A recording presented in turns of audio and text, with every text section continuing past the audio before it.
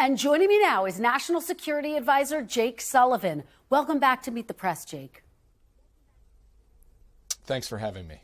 So the United States has now launched 2 rounds of retaliatory strikes. Is the stated goal of deterrence against these Iranian-backed groups being accomplished? And do you have an accounting of how many people have been killed so far? So the president has been very clear from the beginning, which is that when American forces are attacked, we will respond. And we've responded several times over the course of the past few months. And then when 3 Americans were tragically killed, the president ordered a firm and serious response, which is now underway. It began with the strikes on Friday night, but that is not the end of it. We intend to take additional strikes and additional action to continue to send a clear message that the United States will respond when our forces are attacked or our people are killed. At this point, we are still assessing the question of how many casualties there were among the militia groups, and our military will continue to provide the president with those assessments. We do believe that the strikes had good effect in degrading the capabilities of these militia groups to attack us, and we do believe that as we continue, we will be able to continue to send a strong message about the United States' firm resolve to respond when our forces are attacked. Jake, do you know if any civilians were killed? Do you know if any militant leaders were killed? We do not have at this time any confirmation of any civilian casualties. Our military is still looking at that. What we do know is that the targets we hit were absolutely valid targets from the point of view of containing the weaponry and the personnel that were attacking American forces. So we are confident in the targets that we struck. And I will defer to a final analysis the question of who was taken out among militant leaders. Let me ask you about the reaction to these strikes. The House Speaker, who I'm going to interview momentarily, said in a statement, quote, "Unfortunately, the administration waited for a week and telegraphed to the world, including to Iran, the nature of our response. The public hand-wringing and excessive signaling undercuts our ability to put a decisive end to the barrage of attacks endured over the past few months." What is your response to the House Speaker? Well, I find it somewhat strange. The president made clear before we were attacked at Tower 22 in Jordan, before our brave service members were tragically killed, that if we were attacked, we would respond. So Iran and its militia groups knew that the United States was going to respond. We also said we'd do it at a time and place of our choosing. We planned the attack. We executed the attack. We hit where we wanted to hit, when we wanted to hit. And that was at the military advice of the president's commanders, and he gave them the order to go ahead and do it. And we think that those strikes had good effects. So, of course, there will always be armchair quarterbacks, but we are confident in the steps that we have taken so far, and we are confident in the course that we are on going forward. Is the United States already in a wider war in the Middle East, Jake? What the United States is doing is responding to threats as we see them with significant but proportionate force. But has the war expanded? Has the war expanded in the region, Jake? Well, first, we don't accept that what's happening in the Red Sea, for example, Kristen, is entirely tied to the war in Gaza, because the Houthis are attacking shipping that has absolutely nothing to do with Israel. So there are connections among these things, to be sure, but these are distinct threats as well that we need to deal with on their own basis. So in the Red Sea, we need to deal with the threat to commercial shipping, and we are doing so with a coalition of countries. In Iraq and Syria, we need to deal with threats to our troops, and we are doing so, including with the strikes the president ordered Friday night. Well, you mentioned Iraq and Syria. Let me ask you, how do you respond to Iran's foreign minister calling this a strategic mistake that will destabilize the region? Is the United States bracing for a counterattack? Well, I'm not a bit surprised that Iran didn't like the strikes that we took on Friday night, so that would be par for the course. We are prepared to deal with anything that any group or any country tries to come at us with. And the president has been clear that we will continue to respond to threats that American forces face as we go forward. Have you ruled out strikes inside Iran? Well, sitting here today on a national news program, I'm not going to get into what we've ruled in and ruled out from the point of view of military action. What I will say is that the president is determined to respond forcefully to attacks on our people. The president also is not looking for a wider war in the Middle East. But is it off the table? Are strikes inside Iran off the table?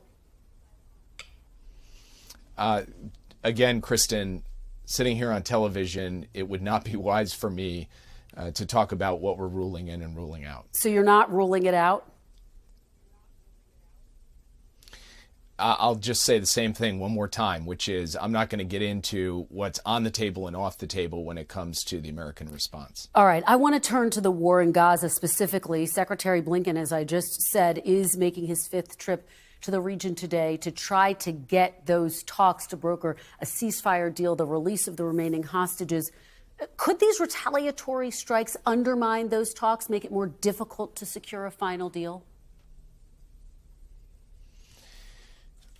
Look, ultimately, the question of whether those hostages will be released comes down to a negotiation among Israel and Hamas backed by Egypt, Qatar, and the United States. We believe that the steps that we took on Friday and the steps we took against the Houthis last night are not connected to the hostage negotiations. And we believe that now, at this point, it's up to Hamas to come forward and respond to what is a serious proposal. And we will continue to press the Qataris and the Egyptians to try to generate a positive response to that so that all of those hostages, including, Kristen, American hostages, get home to their families. Do you have a full accounting of how many hostages are being held and are still alive?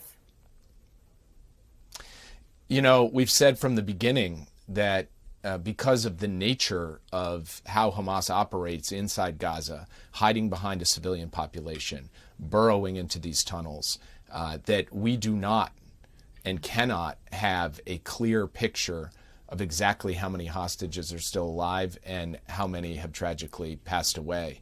And we've learned over the course of this conflict that at least 2 American citizens passed away on October 7th, and then who we previously thought were hostages. So we cannot, with any clear sense, say the exact number of hostages, but we know that there are many, and we know that it's our job day in, day out to try to bring them home. On the topic of Hamas, we know that there are divisions within Hamas about this deal. One sticking point seems to be about whether this should be a 6-week pause in fighting or a permanent ceasefire. What is the United States pushing for? Well, what we're pushing for is an outcome in which every hostage gets home, in which Hamas is no longer in charge of Gaza. Would you like to see a permanent ceasefire? Israel in the way. Would you like to see a permanent ceasefire, Jake? Well, everybody wants, Kristen, everybody wants to see an end to the war. Nobody's rooting for the war to continue, but for the war to end in a serious and sustained way, what we need to see is all the hostages coming home and Hamas no longer being able to pose a threat to Israel. That's what is necessary. Otherwise, any temporary ceasefire is going to be just that, temporary. There was a ceasefire on October 6th. Hamas broke it.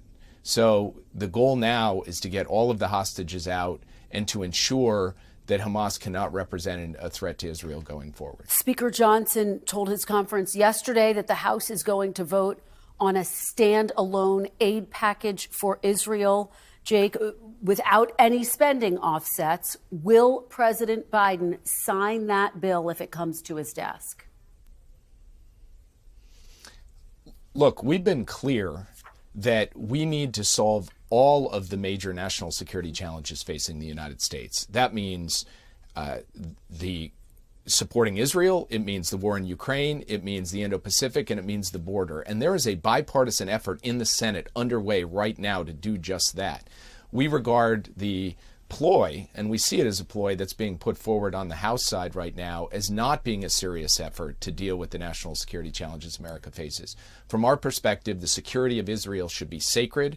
It shouldn't be part of any political game, and therefore we believe the right thing to do is to pass a comprehensive bill, and that's exactly what a bipartisan group of senators are working on as we speak. Okay, let me ask you finally, Jake, our new NBC News poll, which we were just discussing, found only 29% approve of President Biden's handling of the war in Gaza, 60% disapprove of his handling of foreign policy overall.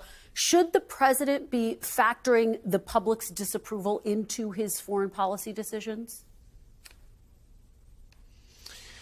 Well, I can't speak for the American people, but I can speak for the president. And the president every day is working tirelessly to deal with the threats and challenges we face in the Middle East, to support Israel while trying to bring down the number of civilian casualties, to protect shipping in the Red Sea with a coalition of more than 20 countries, and to respond to the threats against our forces, including the attack that killed 3 Americans. That's what he's going to continue to do, in the best interests, the best national security interests of the United States. All right, National Security Advisor Jake Sullivan, thank you so much for your time this morning. We really appreciate it. Thanks for watching. Stay updated about breaking news and top stories on the NBC News app or follow us on social media.